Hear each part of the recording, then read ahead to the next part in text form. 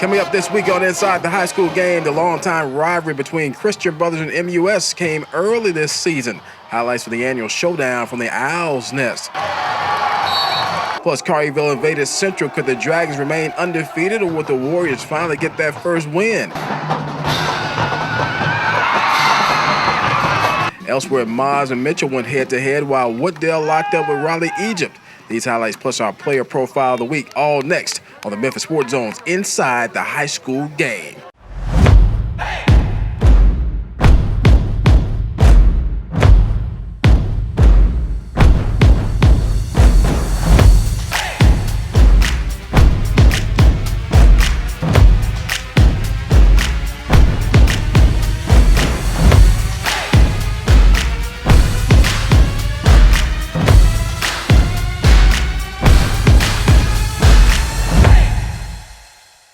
Let's get inside the high school game with the annual showdown between rivals Christian Brothers and MUS. Second half, the Owls flying high with a 23-3 lead, but their brothers were on the comeback trail, capping off this drive with this touchdown pass from Trace Heffernan to Michael Newhoff.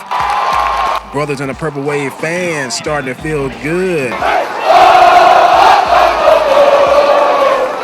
But there was one thing that just kept popping up all night, the turnover bug. MUS had it biting, and it was biting hard. One of multiple interceptions on the evening for the home team. On offense, they had their passing game working. Gavin McKay started to make a name for himself as one of the playmaking wideouts in the area. One tackle away from breaking off a big play. Moments later, nobody's gonna get him. McKay game tight on a Friday night.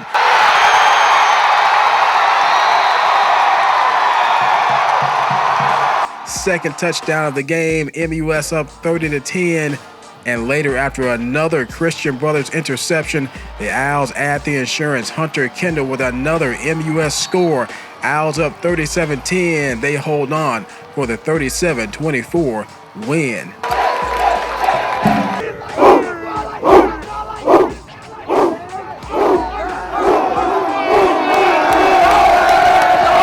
In our Reeves Law Firm game of the week, it was a 2-0 Collierville team taking on an 0-2 Central team. And the Warriors were hungry from the jump, scoring a touchdown on their very first possession.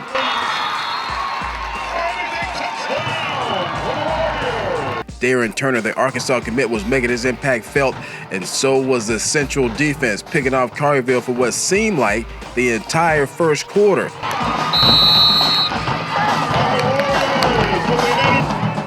The Warriors had not one, not two, but three interceptions in the first quarter.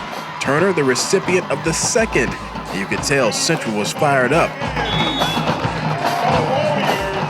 Maybe a little too excited as Darren Turner makes a great play, then costs his team with a bad play.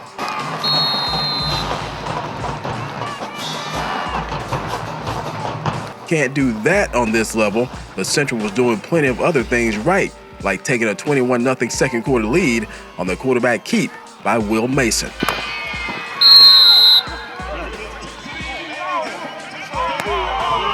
But this game wasn't over yet. Collierville would find his offense, and Mitch Austin would eventually find the end zone on his own quarterback keeper. Collierville coming back to make it a game, but falling in the game of the week. 35-28, the final. When we come back, highlights of a good one in 2A between MAHS and Mitchell, plus more. Right now, as we go to break, check out the brand new Grade 8 heading into Week 4.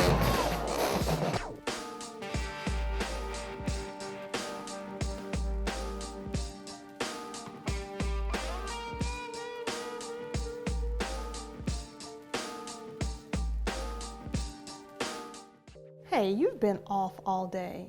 I got a notice from the bank yesterday. I'm gonna lose the house. I was in that same position a few years ago. All I did was call the Reeves Law Firm and they handled the rest. Reeves Law Firm, let us be your voice. Let's back up the Inside the High School Game train to Thursday night. Mitchell and MAHS from Melrose Stadium. A good 2A affair here.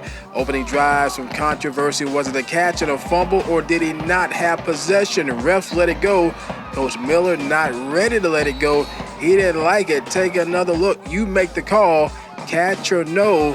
Coach Miller saying no. Moments later, we had another you make the call, and this one once again had the Lions sideline up in arms.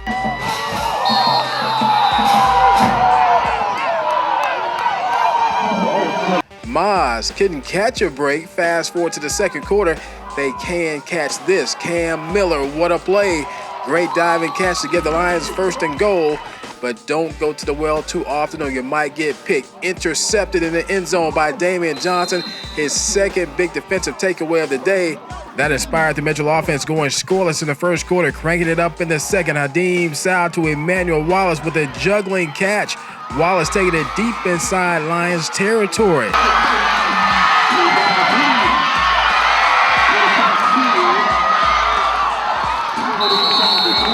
Then Sal looking for Joseph Adams, and they were hooking up like a tow truck. Touchdown, Mitchell.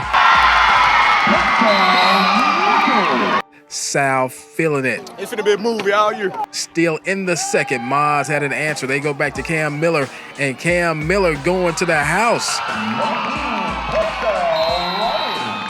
But hold up, another flag, and it's going against MAHS. Mitchell wins an important region game, 18-6, the final.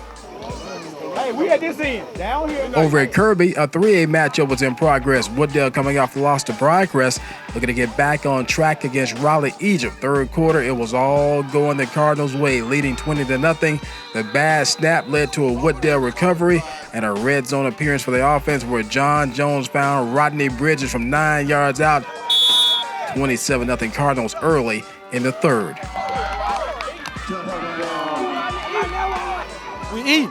Later in the quarter, the Wooddale offense looking to eat some more. On the march again with Jones pulling the trigger, connecting for first down yardage. But on the next play, Jones looking for the same connect. It would end up being disconnected. Ball loose. One of the only bright spots for the Pharaohs on the night. The defense coming up with a big play, but it was Wooddale's defense who ruled the day, pitching a shutout, 33-0, the final. Now to our player profile of the week. When it comes to the return game, no one's off to a faster start than Middle College's Joyner Stephens. The 5'6" junior has been electric, lighting up scoreboards when he gets the ball in his hands. He's special at the return game. He does a lot for us in the special team game, puts a lot of points on the board. I see the hole and I just hit it. So if sometimes, like last year, I had holes that wasn't the best hole and I just still made it work. Joyner's making it work to the tune of 3 touchdowns in the first 2 games, taking 2 kickoffs and a punt return to the house. He has great vision, great speed. Anytime you get speed and space, it's going to make something special happen. Do you feel like maybe you might be the best return guy in the city? Yes, sir, by far. By far? Yes, sir. Tell me why. Honestly, I think my speed could just take me a long way. And I feel like most other kick returners don't have the speed that I have and the awareness that I have. And his awareness is nothing new. He took multiple kickoffs to the end zone last season. He's on his way to leaving a legacy as a standout Bulldog. When you think of Middle College, special teams, my name should come up. All right, no doubt about that. When we come back, we'll wrap things up with highlights from Kirby. Hey, you've been off all day. I got a notice from the bank yesterday. I'm going to lose the house. I was in that same position a few years ago. All I did was call the Reeves Law Firm and they handled the rest. Reeves Law Firm, let us be your voice. To 5A action we go. Kirby looking to keep the good season rolling against Brighton. We've heard all about Draylon Ellis, the quarterback, but this was a coming out party for Charles Thomas. What a night running the rock, 200 plus on the ground, 2 touchdowns. He also got busy in the passing game, over 100 yards receiving and 2 touchdowns as Kirby rolled past Brighton 35-0. That'll wrap it up for a quick version of Inside the High School Game. Join us next Sunday, 6:30 for another week of Inside the High School Game.